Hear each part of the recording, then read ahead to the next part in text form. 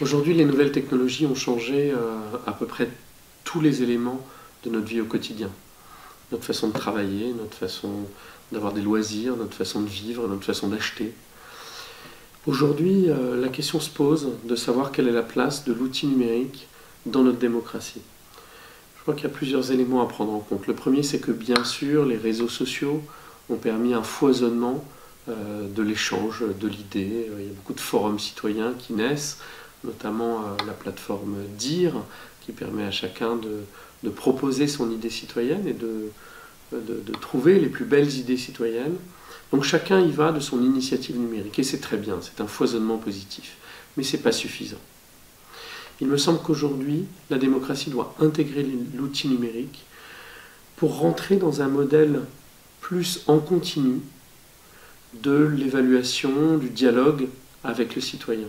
Aujourd'hui, la seule expression politique démocratique, c'est au moment du vote, bien sûr, c'est au moment d'une manifestation, d'une prise de parole, c'est une activité sur les réseaux sociaux, mais on pourrait imaginer de passer à une étape supérieure, une étape d'après, en matière de démocratie numérique. Par exemple, finalement, on paye nos impôts avec un code secret, un numéro de référence qu'on a sur notre relevé d'impôt, on peut aller voir ses points retraite ou suivre ses éléments de sécu.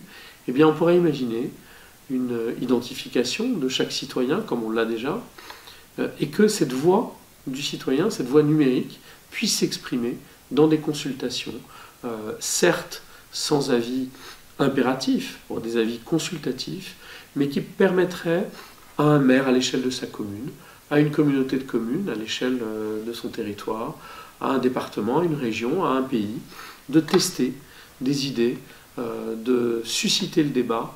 On a vu une belle initiative sur la loi numérique pour essayer d'intégrer et de co-construire via les outils numériques un projet de loi avec les citoyens.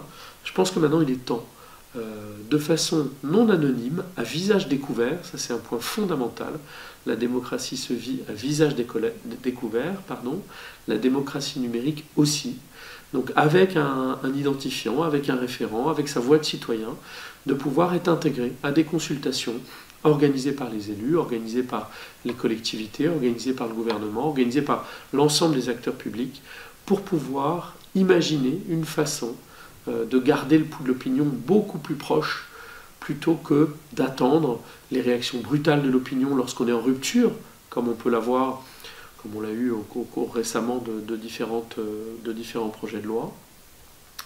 Et donc c'est une démocratie numérique à réinventer. C'est ça, le projet de démocratie numérique. C'est un projet qui donne enfin sa place, de façon organisée, à visage découvert, mais qui redonne sa place aux citoyens dans l'univers démocratique numérique.